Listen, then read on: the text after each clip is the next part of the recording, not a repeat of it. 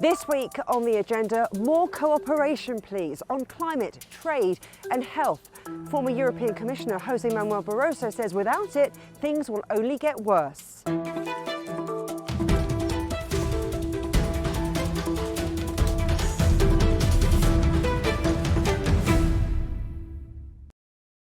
Welcome to this special edition of The Agenda from the World Economic Forum in Davos, where the cost of living crisis, climate change and global growth were all in focus. Jose Manuel Barroso, now the chairman of GAVI, the Vaccine Alliance, outlined where he thinks global leaders should collaborate more closely on. I believe there are some global public goods that can only be achieved through cooperation.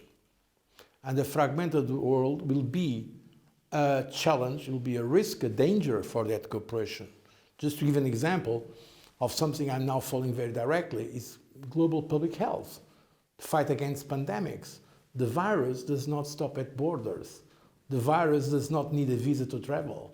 So it makes sense when it comes to fight against pandemics, and it's sure that we are going to have more pandemics in the future.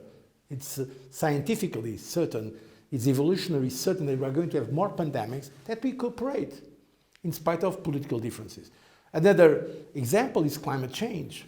I mean, it's a planet. We can not only reduce emissions in Europe, we have to reduce it all over, from China to the United States, to India, to Russia. So we need global cooperation for global public goods. This is important. By the way, that was the idea behind the creation of G20. I was at that time leading the European Commission, and in fact it was a European Union initiative. When there was the financial crisis, the sovereign debt crisis, we took the initiative of going to speak with the United States, with President Bush at Camp David, telling him, look, the G8 is not sufficient. At that time we had the G8. Russia was part of G8. It's not enough. We need broader cooperation. And then we created the G20 at heads of government and heads of state level. But then I've been talking to heads of state of much smaller economies, and they said, well, it's all very well having these big groups, the inner circle, but talk to us. Let us be part of the conversation. That's surely what cooperation means in a fragmented world. Yeah, that's why we have the United Nations, but unfortunately the United Nations are blocked. Look at what's happening now, the invasion of Ukraine by Russia. They are a veto of a permanent member of the Security Council. So the United States, unfortunately, sometimes cannot deliver as much as we would like to. Not because of the United Nations or the leadership of the United Nations, but the leadership of the countries themselves. So we need more cooperation if we want to achieve those public goods. And of course, I agree, it's not only for the big powers, it's for all the countries in the world, big, medium or small countries. You're chair of the Global Vaccines Alliance, so you're all about cooperation. What can the rest of the world learn from the success about how that has evolved? It is a very interesting case, in fact, the GAVI, because it was created 23 years ago. The first chairman, by the way, was Nelson Mandela. I'm so proud to have now that responsibility. And during the pandemic, we have seen the possibility of joining all the world, almost all the world. For instance, the United States and China, or Europe, we are all members of GAVI. And GAVI is also interesting because it's a public-private partnership. We have there the international organizations like the World Health Organization, the World Bank, UNICEF. But we also have privates like Bill Gates Foundation, and we have pharmaceutical companies and NGOs. So I believe public-private partnership is a good thing, and I also believe that, once again, when it comes to those global public goods, we have to put aside some ideological or geopolitical differences to work for the common good. Now, you've said before that pre-pandemic, the world government communities, they were really ill-prepared to cope with something like the pandemic and the confluence of what we've seen, political, economic crises. Do you think that's changed? Has anything been learned? Yes. I think now we are in a better position because there was a wake-up call. This pandemic took so many lives. And besides the human suffering, also in economic terms, it was a disaster. Many of our economies were completely in lockdown, so it was a tragedy from an economic, social, and basically also health point of view. Now, there have been some initiatives going on, for instance, by the way, taken by the G20, like the creation of a fund for future pandemics, so it's now being established. So I hope that next time there will be a pandemic, because there will be more pandemics, we are better prepared than last time, because last time we were not really prepared. Well, you say you hope, but are there not things that are put in place beyond that? Is there not something that you can say, look, if it happened now, if it started now, we're much better? Yeah, no, we are. Now there are more funds, for instance, than before. We were able, for instance, as GAVI, a small organization, to raise $20 billion, which is amazing. So, and the science has made a big progress. Look how quick it was amazing. The scientific capability, how quickly we were able to develop new vaccines, and the new vaccines of a new type that are really very effective. So I think now we are better prepared, but, and I want to be prudent, there is still work to be done. And there is always a risk. In politics, there is a the attention time span is very reduced. The people focus when it's prime news, but then there is sometimes a fatigue. And so precisely one of the roles we see ourselves as GAVI doing, just today in a meeting here at Davos, was asking the current presidencies and the future presidencies of G7 and the G20 to keep it very high in the agenda. Because now, in many areas, people think, oh, it's behind us, the pandemic. It's not yet completely behind us, not yet. But so let's keep the work, and let's be ready for the next challenge of this type. So it's critical then to foster trust, cooperation and resilience, in which case, where do leaders begin to start to try and build that social cohesion beyond just talking about it at forums like this? Yes, I believe this is very important. That's why I welcome all, let's say, steps towards some more cooperation. Look, but I have to tell you, after many years in politics, that I'm no longer naive. I believe there are different interests and the geopolitical frictions. Let's be honest, they are there, and I don't think that there will be a miracle they will be disappearing.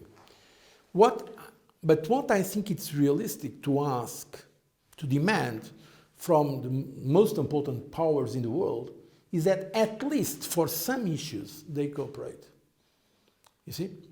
Namely, as I said, fight climate change. It's impossible to do it only one or two areas of the world. We have to do it together. We are a planet, a globe. That's why the word globalization is important. And to fight the pandemic as well, and other public goods, for instance, financial stability, the fight against terrorism. There are areas where, in spite of all the differences, because these differences are there and we should not fool ourselves, they will not disappear magically. But in spite of those differences, it will be important that, for instance, the United States and China and Europe cooperate in some of these issues. That's what I wanted to ask you about, where global relations with China fits into this picture. Look, let's be frank and honest, the situation now is more difficult than some time ago. I've been going to China for many, many, many years. I was foreign minister and I was negotiating with China the handover of Macau. Macau was a territory and the Portuguese administration that was given back to China 1999, 2 years after Hong Kong. So since then, I've been working very closely with China, also as president of the European Commission. Today, the level of trust between, let's say, the United States and China, it's very much below what it was before. That's quite clear. So I hope that there will be sufficient wisdom on both sides to avoid a situation that could become detrimental, not only for world peace, but also for global prosperity. Because I believe there are possibilities of prosperity if we keep, for instance, trade open. I think trade, basically speaking, is a good thing. I mean, the flux of goods, of capital, of services, and of people. And there are the trends of chauvinism, nationalism, protectionism that I believe are negative. So when you hear about meetings like we've had on the fringes of the World Economic Forum, for example, between Chinese Vice Premier Liu He and the US Treasury's Janet Yellen. Are you encouraged by that, or do you just think, oh, it's just a show? I have to check that. I'm not yet sufficiently informed about exactly what was the Well, they said content. the conversation was frank. They said it was collaborative. It's always better people to speak than to... it's better that people speak than to don't speak. I'm in favor of dialogue, even when there is a big conflict. I think it's always helpful to keep doors open and the communication flow. I feel there's a but coming here. Yeah, at the same time, I'm seeing the facts, and the facts are much more tension and measures, and there is going on. There are more and more appeals for protectionism in many parts of the world. I'm not now going to make a kind of a blame game. I don't want to go on that matter now, but it's quite clear that we are seeing now more trends for protectionism globally. That's quite clear. And this was aggravated by the invasion of Ukraine by Russia very strongly, and in Europe as well. And the pandemic also has highlighted some of the vaccine nationalism. So there is always this, let's say, struggle between flux and friction. The flux of goods, of capital, of investment, of ideas, of people, flux, and there is friction. The friction of narrow nationalism, protectionism, and at the end, war. And what we are seeing now in the center of Europe is a war. And of course, that changes the international climate fundamentally. Because when it's war, people, they think about conflict above all.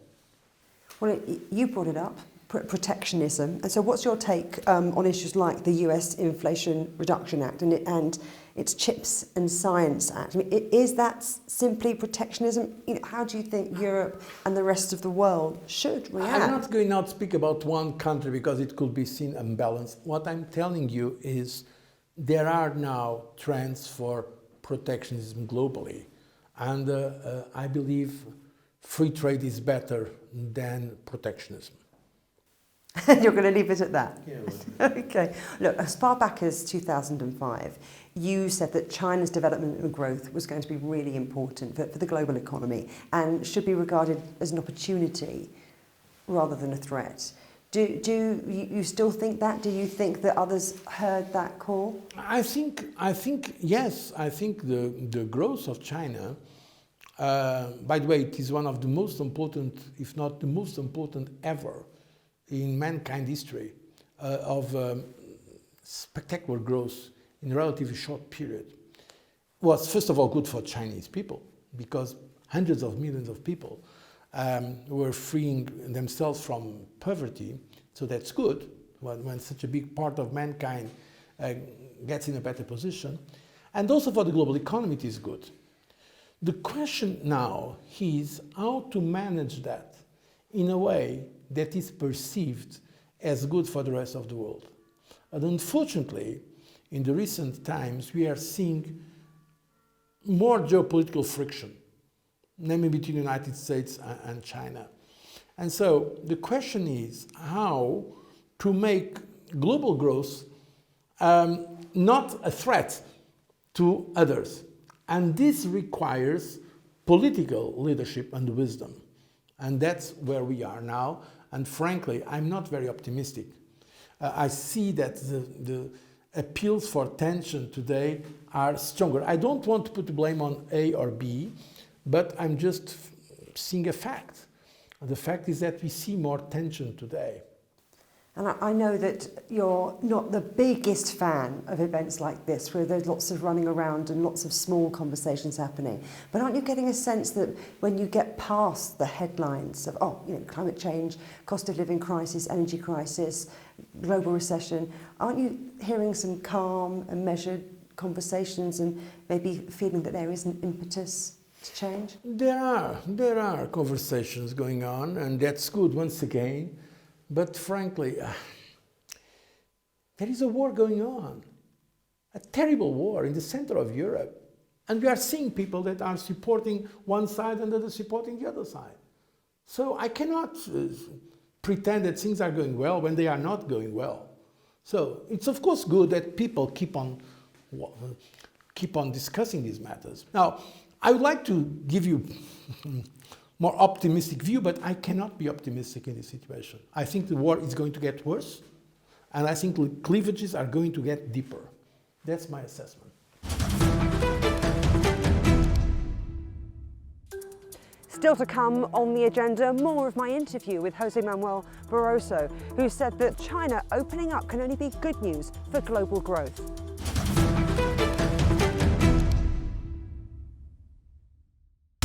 Roger, repeat loud and clear. We can try out the wild and crazy ideas. Nothing can stop an idea whose time is coming. This idea is coming. I actually feel quite comfortable in isolation. We should all be very basic when we're trying to save the world. Awesome! We hope it will happen. We have to live in hope.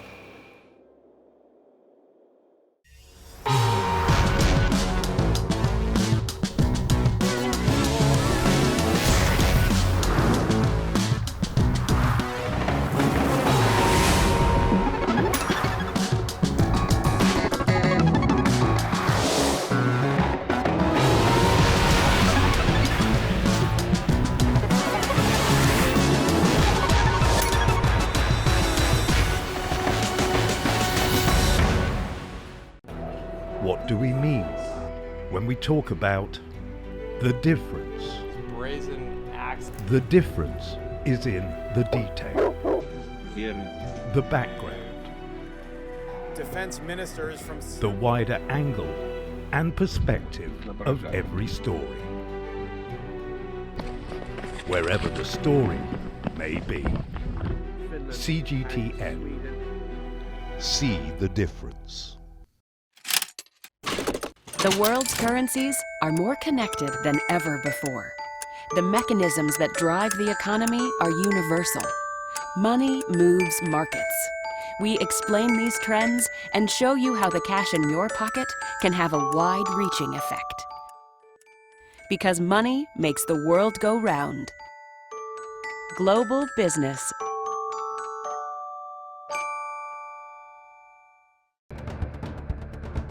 Events have consequences. Words create impact. Unprecedented scenes that we saw. The cleanup operation is now well and truly underway.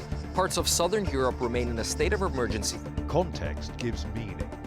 People make history. Far more than 1,000 people have come here today. But authorities are still on high alert. So now we've actually become the border on this road. A complex world demands a comprehensive view. But with the cleanup efforts more or less under control, the economic impact is bound to ripple across the country. There's plastic pollution everywhere.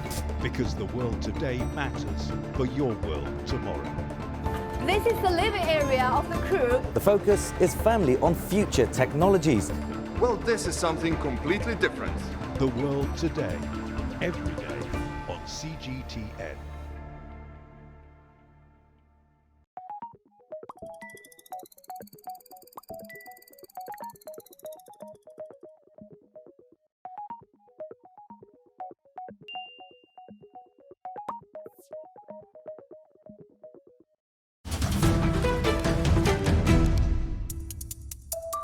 Welcome back to the agenda at the World Economic Forum. Let's hear more from Jose Manuel Barroso on the global economic picture and how China opening up is going to help recovery happen faster. I think if China now opens up the economy, of course, it's helpful for global economy. Because China is such an important partner of global economy, that's certainly good. But on itself, this will not solve the issues, the geopolitical conflicts on itself. It's good for global growth, by the way, because we expect China to grow this year more than other parts of the world, so that's good to promote. For Europe, it's good, because Europe and China have a very important trade relationship, certainly. But that does not mean that on itself it solves the geopolitical issues. It doesn't solve those issues, but you've also said it's important to start small and have cooperation on some issues. Yes. So, you know, the EU-China investment deal, that was ratified by EU members, blocked by Parliament. I mean, are there alternative routes, do you think, to secure some of the benefits of that agreement, especially if it's going to have those other, maybe unintended but helpful But you know events? what happened there? There was because of political differences, very serious political differences. Exactly, that you are making my point. Europe wanted, it was myself who launched that. It was myself, President of the European Commission, we launched the negotiations for investment partnership between China and the European. It was in 2014. It was my last year as a Commission. So I'm in favor of that. But afterwards, for political problems, very serious, on human rights and other issues, there was no possible progress because there were sanctions and counter-sanctions. I mean, not technically sanctions, but in fact it was some kind of sanctions, and now we have that blocked.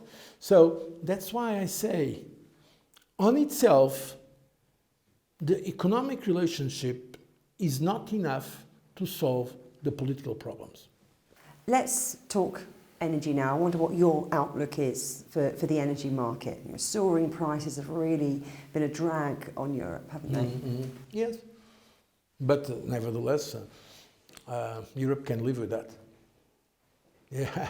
If you remember some months ago, I remember people saying that Europe was going to freeze, that there will be no enough gas. I mean, Europe is surviving perfectly. By the way, there was 60% of dependence of Russian gas. Now it's less than 5%, or 10% to be less than 5%. So Europe has resources to overcome these difficulties. But huge subsidies being paid out. Someone's going to have to stump up and pay the bill. Further down the line, we've got a cost of living crisis. Yes. So can we really handle it? Yes, we can. We have to. I mean, when people have to, they find a solution. But of course, we'll prefer not to have it. But this crisis was not created by Europe. This crisis was created by the invasion of a European country by Russia. But in terms of energy dependency and energy security, did it not just accelerate maybe problems that were lurking on the sidelines? Yeah, I mean, Europe could be more autonomous before. In fact, my commission, we were making that appeal for a long time. Some countries did not diversify sufficiently, for instance, in terms of renewables, but others are doing it. Some countries are, my country was importing zero from Russia, for instance. But others were importing more than 60 or 80% from their gas from Russia. They were very dependent. It's a mistake. We cannot be so dependent. We have to diversify as a way of autonomy. So that was what happened. And I think that this is the lesson. And this is why, precisely, once again, coming to our basic point, why we are going to see these protectionism trends is because people, I mean countries, have less confidence on others. And so they want to prepare. They are bringing back to closer their supply chains. That's what Europe is also doing. Europe does not want to be so dependent on gas from different distant parts of. They want. That's why it's part. So are you saying that when? But the other countries are doing the same. I mean, China is doing the same. China is trying to rely much more on its own strengths. The United States are doing the same, and this is the trend today. We should not fool ourselves, and so it will be good if, in spite of this, we keep lines of communication open, that we work constructive in some areas, but I think it will be a mistake if we pretend that everything is perfect, because it's not. And the trend, I tell you, the trend will be more and more of onshoring supply chains. This is already happening. And it's going to increase this trend. And some would say, well, that's greener, that's cleaner, that's reducing our carbon footprint in terms of transport and so forth. But do you think that that sustainability goals are genuine, or that a lot of this is greenwashing? No, I think the goals are legitimate, and I believe there is an effort going on, but not sufficient. Not sufficient. Namely, from the side of Europe is doing more than the others, to be honest. Europe is doing much more. But others, we need, for instance, others have not yet accepted binding agreements. They keep saying some aspirational goals, it's good, some promises, it's good, but it's not sufficient. But when so many businesses are struggling to keep afloat, why should businesses have sustainable goals and green targets? Why should that be front and centre? And why should they give headspace to it when they're trying to pay wages to staff and to keep their businesses going? Either we believe that there is climate change man-made, and that is a real threat to the survival of our planet or the quality of life, or we don't. I mean, if we believe that's a real challenge, and I believe the basic information we have from science is that there is a phenomenon called climate change, and that we have to reduce the greenhouse gas emissions. So I think it's a responsibility of everyone. And the governments are the first that should, for instance, implement some targets that should be binding. But ideally, there should be a global agreement for that. There was the Paris Agreement. Unfortunately, there were already some countries deviating from it, now they come back and so on. But the reality is that we need that. So if we believe it's an existential threat to our planet and the quality of life in our planet, so it's, I mean, of course, economically there is a cost. The transition has a cost. We should not pretend there is not a cost. But at the end, an example, renewables. Renewables, now it's becoming less expensive. At the beginning it was much more expensive. But it's much better to have renewables that are not harmful for our planet. And by the way, in terms of energy security, they are indigenous, they are here. We are not dependent on gas coming from some problematic places. So it's better to do it. So it's a wise decision to do it. That's another tick. So are you saying that climate change, climate action, that is somewhere where there could be more global cooperation? I think it should be more global cooperation. But I think there has been some cooperation. For instance, that's a matter we have been discussing with China. And I believe China is committed to this agenda. That's good. The United States now, some of the measures they are taking, they are justifying them as to support their green transition. Okay, from that point of view, it's good. So, but Europe is responsible for 8% of the global emissions. So even if Europe tomorrow stops completely emission, that will not solve the problem. We need China, we need the United States, we need India, we need others to do their part of the job. Let me ask you about China's carbon goals and plans for this swift move from its carbon peak to carbon neutrality. I mean, some are saying it's not enough.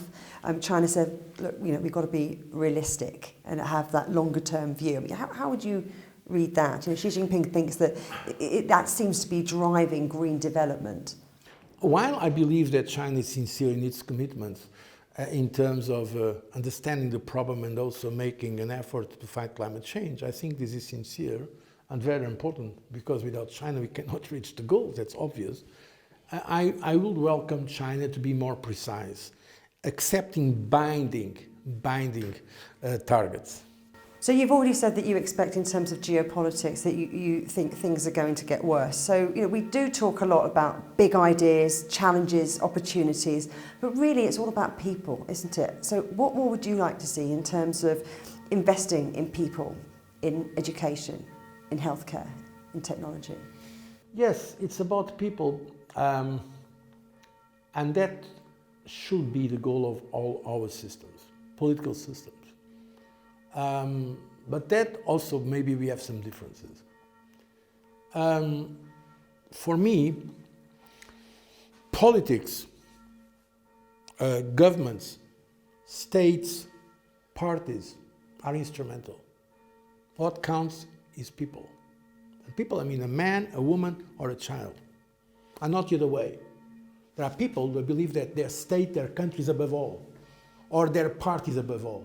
I think this is a fundamental mistake. What is important? We are here to serve the people, a person, a concrete person, not mankind in general. Dr. Manuel Barroso, it's been an absolute treat speaking to you. Thank you very much. Thank you. My pleasure. Thank you. You can watch every episode of The Agenda in full on CGTN Europe's YouTube channel. And for exclusive extra content from me, my guests and the rest of the team, don't forget to check out @The Agenda Show on TikTok. Coming up on a future agenda, reglobalisation and resilience. Will they be the buzzwords of global economic growth in 2023? But for now, from me, Juliet Mann, and from all of the Agenda team here in Davos, goodbye.